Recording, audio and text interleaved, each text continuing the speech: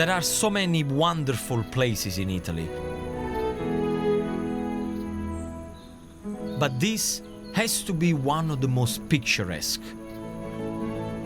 With its amazing scenery, timeless beauty, and stunning architecture, Siena is truly one of Italy's treasures.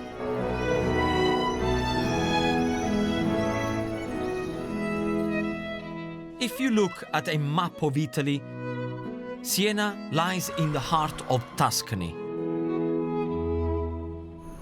This glorious ancient city sits at the foot of rolling hills, near the Chianti wine region.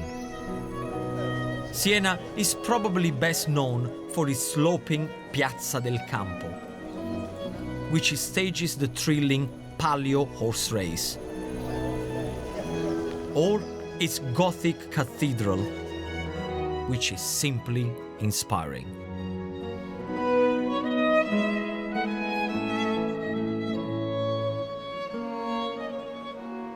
This is just wow, is it?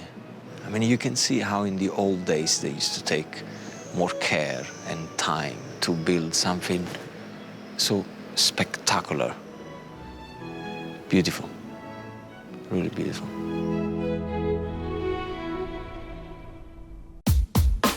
During the Middle Ages, Siena prospered as a resting place for pilgrims on their way to Rome. Like them, my visit here is brief, but I have got time to check out a local specialty those travelers may have seen many years ago: Panforte. This rich fruit and nut cake originated in Siena during the 13th century. Panforte literally translates as strong bread due to its heavy spicing. Initially served as a Christmas treat, this Italian cake is now baked all year round and is big business here in Siena. Panforte must be very important to Siena because everywhere you go in Siena, they sell Panforte, they make Panforte. You know, around here, they're just Panforte crazy. The Nannini family has been serving up amazing cakes and pastries in Siena since 1911. But it's the Panforte which I am interested in. I'm here to meet baking maestro Alessandro Bianciardi. Buongiorno! Ciao caro, bene, bene. Tutto bene? Tutto bene. Oh, Panforte everywhere. Siamo a Siena, vedrai. You just said we are in Siena, what do you expected? Panforte everywhere. Certo. Quanti ce ne hai qua di Panforte? Ma qui ora abbiamo 6 tipi di panforte. Se poi si parla alle origini, il più antico panforte è questo, il pan pepato. Pan pepato is the Italian for pepper bread. I have to admit, it's already sounding unusual. All'interno c'è il pepe e il chilli. Ma la gente compra questo col pepe e peperoncino? Certo che lo compra. Io personalmente non lo comprerei mai. È buonissimo. È buonissimo. Ma è buonissimo, fidati. Dopo... I'm not sure about it. I'm not sure about it. Va, fammi assaggiare, fammi sapere che dici. Ah. Alessandro tells me that the recipe is centuries old, with an amazing history. È stato merito proprio a questo dolce che abbiamo vinto la battaglia contro Firenze a Montaperti nel 1472. È perché i soldati senesi avevano prima mangiato il pan pepato. Well, if this stuff can win wars... Sicuro? Sicuro, vai tranquillo.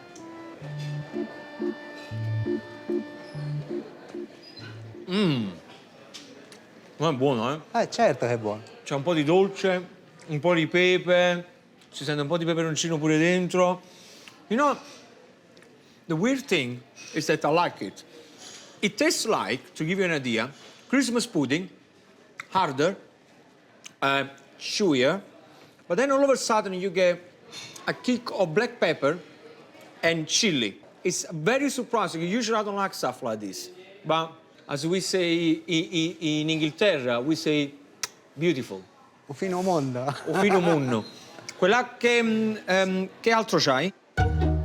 The next panforte has a name often seen on Italian menus: margherita.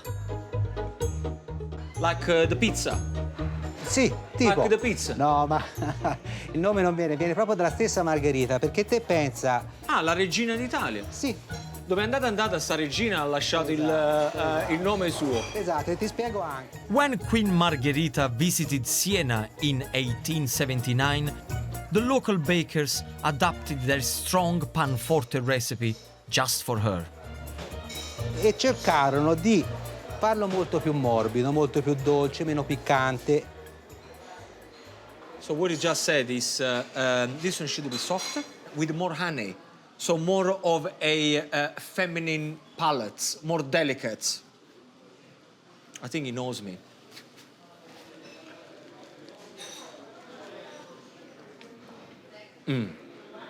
Buono. It's right. See, with the other one, you got the black pepper that cuts through the sweetness of the honey. Here, you don't have black pepper, so you really get the sweetness of the honey. It's delicious, though.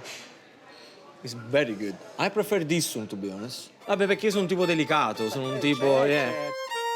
What a fantastic way to kick off my stay in spectacular Siena. The bricks used in the buildings here are made from the same clay that provides the color for burnt sienna paint.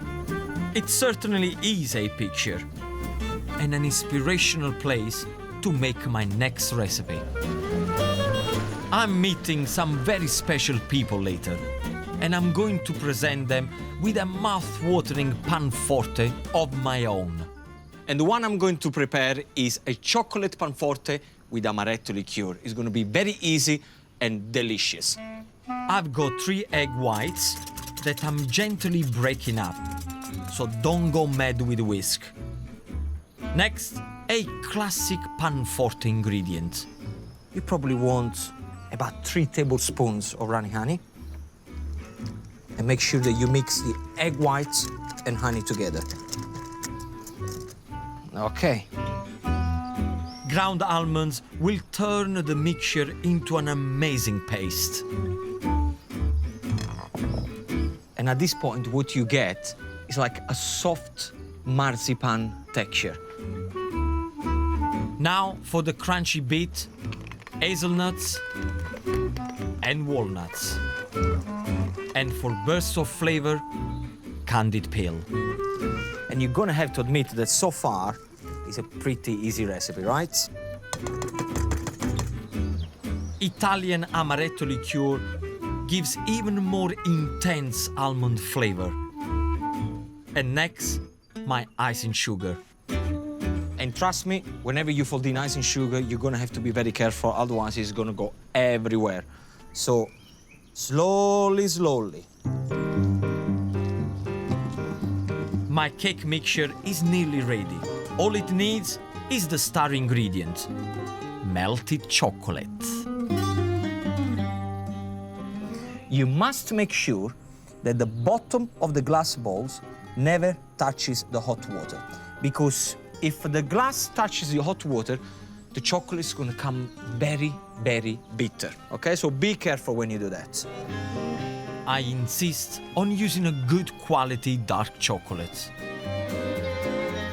And this is going to be the last time that you're ever going to fold, as far as the Panforte is concerned.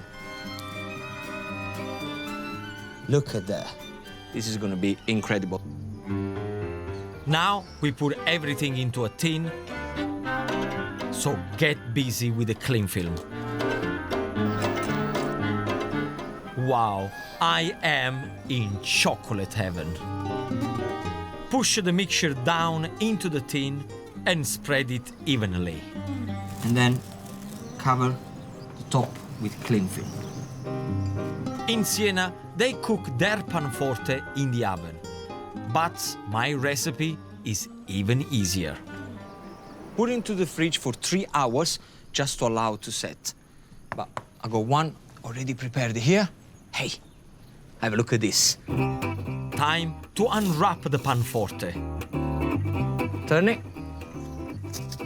Look how easy it is. What we're gonna have to do now cover it with a chocolate glaze. My glaze starts with icing sugar and boiling water. So melt the icing sugar into the water, and then it goes straight into the melted chocolate. Yum, yum. Look at that. Now all you need to do is the fun part, the decorating.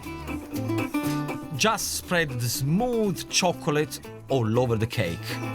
You're gonna have to be very quick now, otherwise the chocolate is gonna set. Look at this. Right? Beautiful and shiny. To finish off, lovely sugar crystals, and the job is done.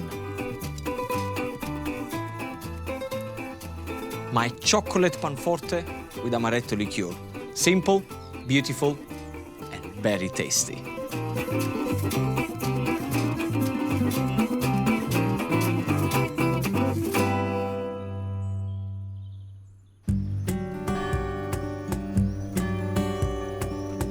I've come to Tuscany to explore its intriguing sights. The region's warm climates and rolling hills are ideal for producing grapes. And Tuscany is home to some of Italy's greatest wines, like Chianti and Vin Santo. I'm on my way to meet some very unusual wine producers who have been in the business for over 600 years. The ancient abbey of Monte Oliveto Maggiore is home to a group of Benedictine monks. And I've arrived during prayers.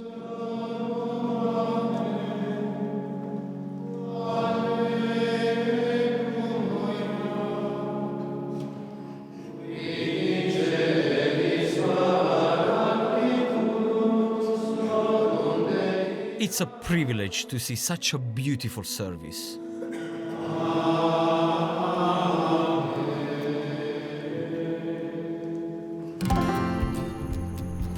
I'm keen to find out a little more about the monks' lifestyle in the abbey.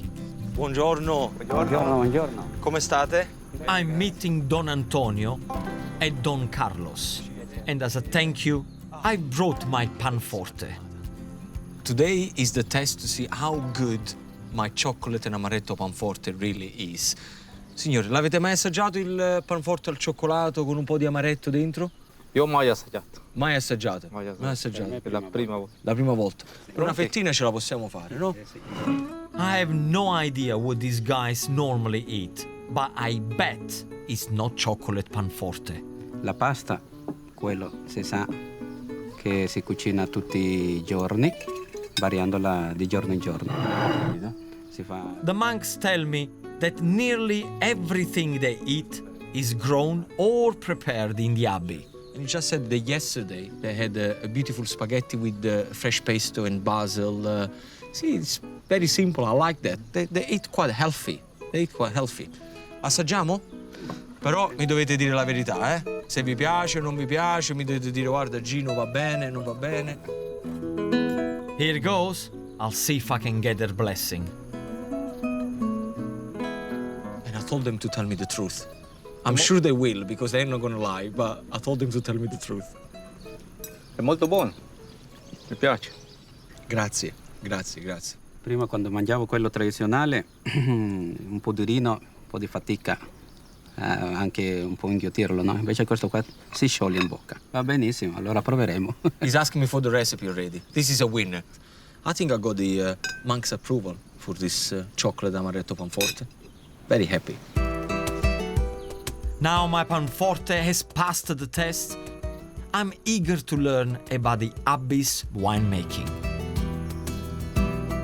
Abbiamo 5 ettari e mezzo di vigna. Produciamo vino rosso e bianco. Rosso e bianco. Una qualità di rosso e una di bianco? E il bianco è qualità unica, vermentino. Ok. Invece il rosso ne abbiamo 3 tipi di vigneto. Ah. I really want to taste their wine. And the monks are happy to give me a glass or two in their vineyard. Portando I'm sampling a full-bodied Tuscan red that's bursting with flavors. These beautiful surroundings have given me an idea for a lovely recipe. It's beef skewers marinated in the monk's wine with a 3-bean salad. Now, let's talk about the meat. What I got here, I got some rump steak. Have a look at this. You want the meat to be cut more or less the size of a tablespoon. My gooey herb marinade starts by mixing honey and aromatic rosemary. Fresh rosemary is the only way. Never use those dry things you find in those jars. They are absolutely diabolic. Fresh rosemary because it gives a beautiful flavor, especially when you do barbecue. Just use the leaves and not the woody stalks. The monk's wine will soak into the meat and make it all soft. And the final ingredient, black pepper.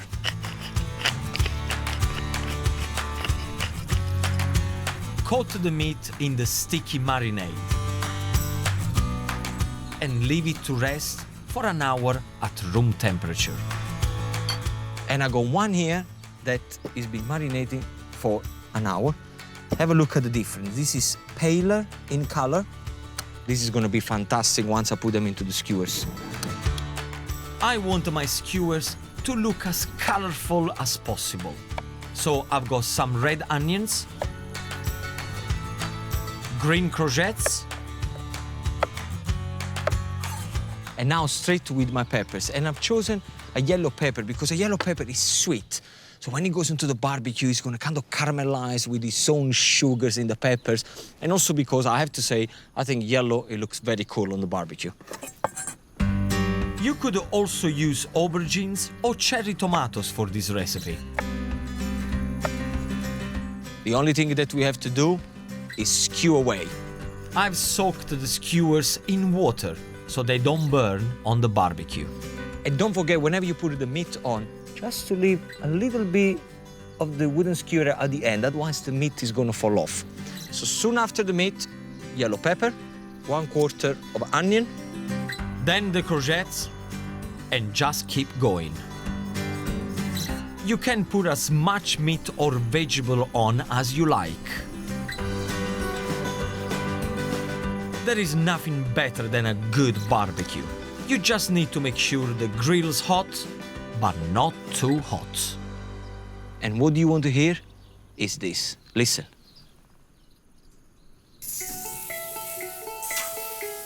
To help my beautiful skewers cook, they need a dab of olive oil. Just brush it on top of the meat. Not too much, because otherwise it's going to flame. I want to serve my meal with a delicious 3-bean salad. And don't be upset, I'm using tinned beans. Yes, you could use a technique like in the old days to soak the beans with bicarbonate of soda overnight, blah, blah, blah, blah, blah, blah. I don't do that because nowadays tinned beans are absolutely amazing. First, the mild cannellini beans. Then the nutty chickpeas, sweet borlotti beans, followed by vibrant parsley. That's it. Parsley, straight into the bowl. Then a good dollop of extra virgin olive oil.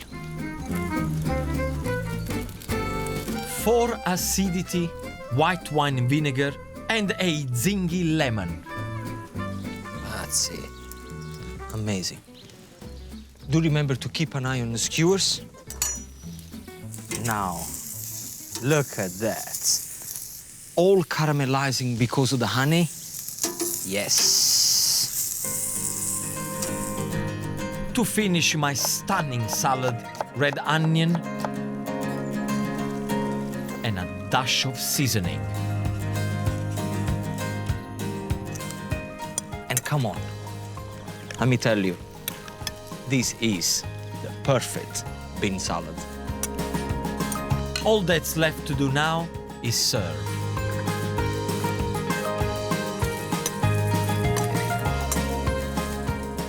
Beautiful, beautiful, beautiful. Marinated meat skewers with 3 bean salad.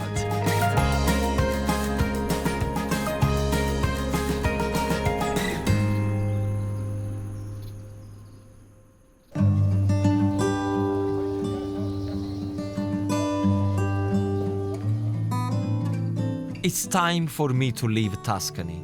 My memories of its peaceful scenery, warm people and beautiful towns will stay with me as I continue my Italian escape.